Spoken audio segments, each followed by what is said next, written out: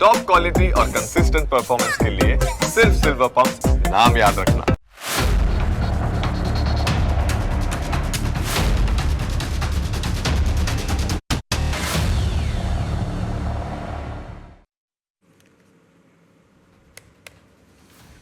નમસ્કાર, હું જનક દવે.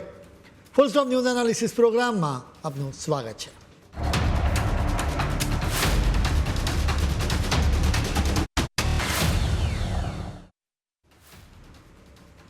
કોઈપણ દેશ કે રાજ્યની દશા અને દિશા ડેમોગ્રાફીથી નક્કી થાય.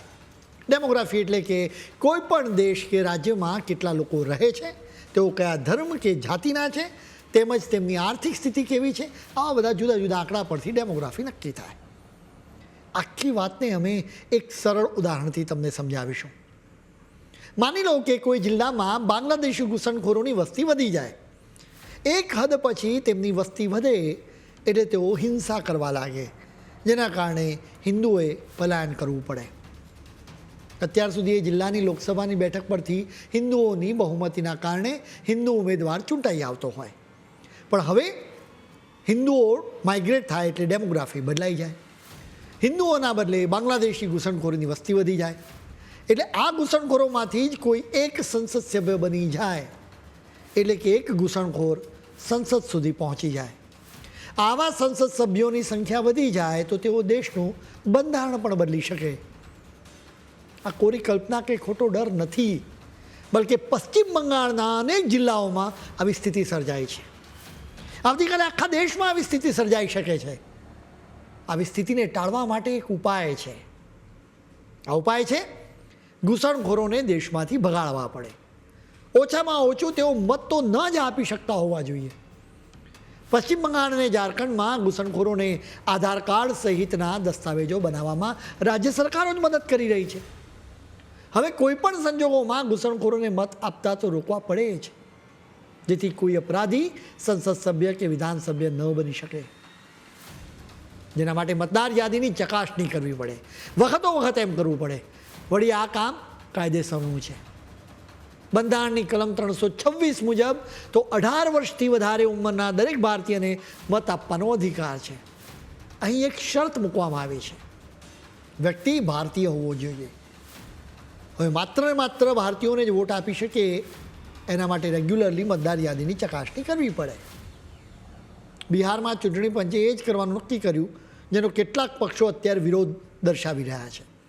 આ આખા મામલાને સમજવા જેવો છે. બિહારમાં થોડાક મહિના પછી વિધાનસભાની ચૂંટણી યોજાવાની છે. આપણે ત્યાં ચૂંટણી પહેલાં બબાલ ન થાય એ તો બની જ ન શકે. આ વખતે બબાલ એક નિર્ણયના કારણે થઈ છે. ચૂંટણી પંચે બિહારમાં SIR એટલે કે સ્પેશિયલ ઇન્ટેન્સિવ રિવિઝન કરવાનું નક્કી કર્યું, જેનો અર્થ થાય છે કે મતદાર યાદીની યોગ્ય રીતે ચકાસણી કરવી. ચૂંટણી પંચે એના બચાવમાં દલીલ કરી કે મતદાર યાદીની ચકાસણી કરવી એ તેમની બંધારણીય ફરજ છે, જેથી ખરા મતદારો જ મત આપી શકે. આવો નિર્ણય કરવામાં આવતા હોબાળો મચી ગયો છે. કોંગ્રેસ અને RJD સહિતના પક્ષોએ એનો ભારે વિરોધ કર્યો છે. તેમણે એના ટાઈમિંગને લઈને સવાલો ઉઠાવ્યા. વિપક્ષ કહે છે કે ચૂંટણી પંચની અત્યારની કવાયત પ્રેક્ટિકલી નથી. એટલું જ નહીં, લોકશાહીની ભાવનાની વિરુદ્ધ છે. તમે RJD નેતા તેજસ્વી યાદવ અને બિહાર કોંગ્રેસના અધ્યક્ષ રાજેશ કુમારને પહેલા સાંભળો. सत्ताधारी दल जितने हैं सब चुप हैं, क्योंकि जो साजिश करता है वो क्या बोलेगा. साजिश करने वाले वही लोग हैं. गरीब का वोट कटवा रहा है भाजपा वाला लोग, नीतीश जी के लोग, ताकि गरीब को पेंशन नहीं मिले, राशन नहीं मिले. क्या यह एक नियोजित षड्यंत्र है कि कुछ राजनीतिक दलों को लाभ पहुंचाने के लिए ऐसा नहीं किया गया है? और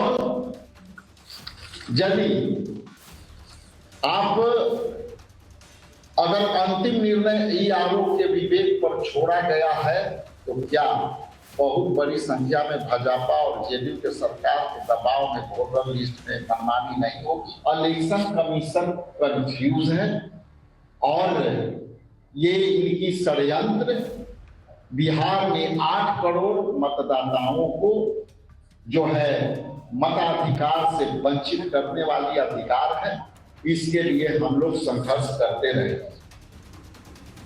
તેજસ્વી યાદવ અને રાજેશ કુમાર બંને ચૂંટણી પંચના નિર્ણયની આકરી ટીકા કરી. એક તરફ વિરોધ પક્ષો કહે છે કે નો સર, બીજી તરફ ચૂંટણી પંચ કહે છે કે યસ સર. બેઝિકલી સર એટલે કે સ્પેશિયલ ઇન્ટેન્સિવ રિવિઝન. આ સ્પેશિયલ ઇન્ટેન્સિવ રિવિઝન શું છે એ તમારે સમજવું પડે. મતદાર યાદી કરવાની જવાબદારી ચૂંટણી પંચની છે. એટલું જ નહીં, એ મતદાર યાદીની ચકાસણી કરવાની અને એમાં સુધારા કરવાની જવાબદારી પણ ચૂંટણી પંચની છે. ચૂંટણી પંચ 4 રીતે આ કામગીરી કરે છે. પહેલી રીત ઇન્ટેન્સિવ, બીજી રીત સમરી, ત્રીજી રીત છે થોડુંક ઇન્ટેન્સિવ અને થોડુંક સમરી, અને ચોથી રીત છે સ્પેશિયલ, જેને લઈને આ બબાલ થઈ છે. સૌથી પહેલાં તો ચૂંટણી પંચ આ ચારેયમાં કેવી રીતે મતદાર યાદીની ચકાસણી કરે છે અને સુધારા કરે છે એ તમારે જોવું અને જાણવું પડે. ઇન્ટેન્સિવ બૂથ લેવલના અધિકારી દ્વારા ઘરે ઘરે જઈને તપાસ કરવામાં આવે છે. સમરીમાં ચૂંટણી પંચ જાહેરાતો આપીને લોકોને મતદાર યાદીમાં સુધારા વધારા કરાવવા માટે કહે છે. જેમ કે કોઈ વ્યક્તિ 18 વર્ષની થઈ તો તેનું નામ આ રીતે ઉમેરવામાં આવે, કોઈ વ્યક્તિનું મૃત્યુ થયું તો તેનું નામ કમી કરવામાં આવે. હવે ત્રીજી રીત છે એની વાત કરીએ. થોડુંક ઇન્ટેન્સિવ, થોડુંક સમરી, જેમાં મતદાર યાદી ડ્રાફ્ટમાં પબ્લિશ કરવામાં આવે છે. ઉપરાંત બૂથ લેવલના અધિકારીઓ ઘરે ઘરે જઈને વેરિફિકેશન પણ કરે છે. આ બધું સિસ્ટમેટિકલી થાય છે. હવે માની લો કે ચૂંટણી પંચને લાગે કે મતદાર યાદીમાં સુધારા કરવા માટે તાત્કાલિક જરૂર છે, તો પછી સ્પેશિયલ રીત અપનાવવામાં આવે. આ સ્પેશિયલ રીત ઉપરના 3માંથી કોઈ પણ એક હોઈ શકે છે. એટલે કે ચૂંટણી પંચ સ્પેશિયલ સમરી રિવિઝન કરી શકે કે સ્પેશિયલ ઇન્ટેન્સિવ રિવિઝન પણ કરી શકે. બિહારમાં અત્યારે સ્પેશિયલ ઇન્ટેન્સિવ રિવિઝન કરવામાં આવી રહ્યું છે. ચૂંટણી પંચ આ બધું જ કામ કાયદા મુજબ જ કરે છે. બિહારમાં છેલ્લે 2003માં ઇન્ટેન્સિવ રિવિઝન કરવામાં આવ્યું હતું. એટલે કે બૂથ લેવલનો અધિકારી ઘરે ઘરે જઈને ચેક કરે કે મતદાર યાદીમાં નામ બરાબર છે કે નહીં. હવે ચૂંટણી પંચે નક્કી કર્યું છે કે જેમના નામ 2003ની મતદાર યાદીમાં આવી ગયા છે તેમણે કોઈ જ પુરાવો આપવાની જરૂર નથી. હવે 2003ની મતદાર યાદી જાહેર થયા બાદ મતદાર તરીકે નોંધણી કરાવનારા લોકોની સમીક્ષા થશે. આવા લોકોએ પુરાવા આપવા પડશે. આવા લોકોએ તેમના જન્મસ્થાન અને માતા પિતાના રેકોર્ડ્સ પણ આપવા પડશે. હવે ચૂંટણી પંચે જેન્યુઅન લોકોને તકલીફ ન પડે એના માટે પૂરેપૂરી તકેદારી લીધી છે. જેમ કે 2003ની મતદાર યાદીમાં 4.96 કરોડ લોકો નોંધાયા હતા. આ લોકોના બાળકોએ તેમના માતા પિતાના સંબંધમાં બીજો કોઈ દસ્તાવેજ સોંપવાની જરૂર નથી. ચૂંટણી પંચે કહ્યું છે કે બિહારમાં લોકો કામકાજ માટે બીજા રાજ્યોમાં જાય છે. વળી અનેક લોકો 18 વર્ષના થયા એટલે તેમના નામ મતદાર યાદીમાં સમાવવા પડે. વળી જે લોકોના મોત થયા એમના નામ કોઈ બોગસ વોટ ન નાખે એટલા માટે પણ સુધારા કરવા પડે અને કમી કરવા પડે. વળી ભારતમાં ગેરકાયદે રહેતા ઘૂસણખોરોના નામ પણ હટાવવા પડે. હવે આ સુધારા કરવા માટે ચૂંટણી પંચનો સ્ટાફ ઘરે ઘરે જઈ રહ્યો છે, જેની શરૂઆત 25મી જૂનથી થઈ હતી. આ પ્રક્રિયા છેક 30 સપ્ટેમ્બર સુધી ચાલશે. અત્યારે 2.9 કરોડ લોકોનું વેરિફિકેશન કરવામાં આવી રહ્યું છે. ચૂંટણી પંચે 11 દસ્તાવેજોનું એક લિસ્ટ બહાર પાડ્યું છે, જેમાંથી ઓછામાં ઓછો એક દસ્તાવેજ રજૂ કરવો પડશે. આ લિસ્ટમાં આધાર કાર્ડ, પાન અને ડ્રાઇવિંગ લાઇસન્સ સામેલ નથી. કેમ કે અમે તમને પહેલાં જ કહ્યું હતું કે આપણા દેશમાં પશ્ચિમ બંગાળ અને ઝારખંડમાં સહેલાઈથી બોગસ આધાર કાર્ડ બની જાય છે. વળી એ નાગરિકતાનો પુરાવો પણ નથી. જે 11 દસ્તાવેજો માંગવામાં આવ્યા છે એમાં પાસપોર્ટ, ભારતમાં માન્ય બોર્ડ કે યુનિવર્સિટીમાંથી ભણતરનું સર્ટિફિકેટ, કાયમી આવાસનું સર્ટિફિકેટ, ઓબીસી કે એસસી કે એસટી જેવા વેલિડ જાતિના પ્રમાણપત્રો અને જન્મનું પ્રમાણપત્ર સામેલ છે. ચૂંટણી પંચના નિર્ણયની વિરુદ્ધ કેટલાક પક્ષો સુપ્રીમ કોર્ટમાં પણ ગયા છે. આ નિર્ણયમાં કેવી રીતે દેશની સુરક્ષાની ભાવના રહેલી છે એના વિશે અમે તમને વિગતે વાત કરીશું, પરંતુ અત્યારે સમય છે એક બ્રેકનો.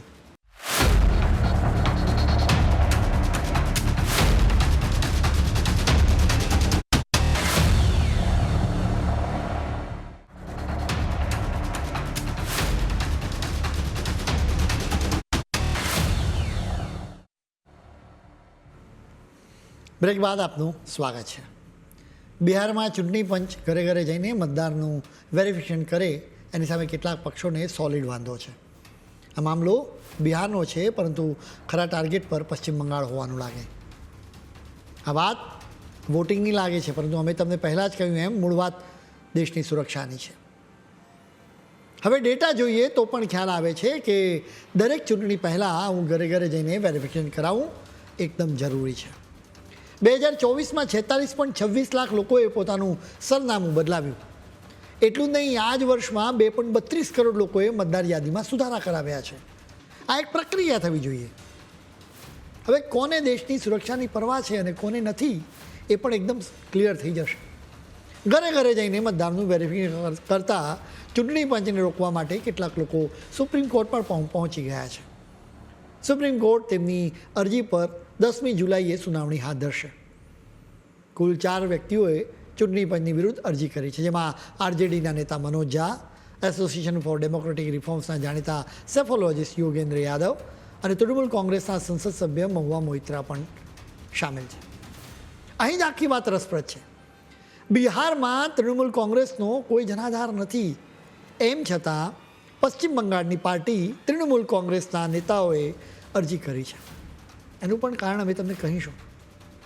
ચૂંટણી પંચ દ્વારા બિહારમાં ઘરે ઘરે જઈને દરેકે દરેક મતદારનું વેરિફિકેશન કરવામાં આવી રહ્યું છે, જેમાં એ પણ ખબર પડશે કે આપણા દેશમાં કોણ ગેરકાયદે રહે છે ને કોણ કાયદેસર.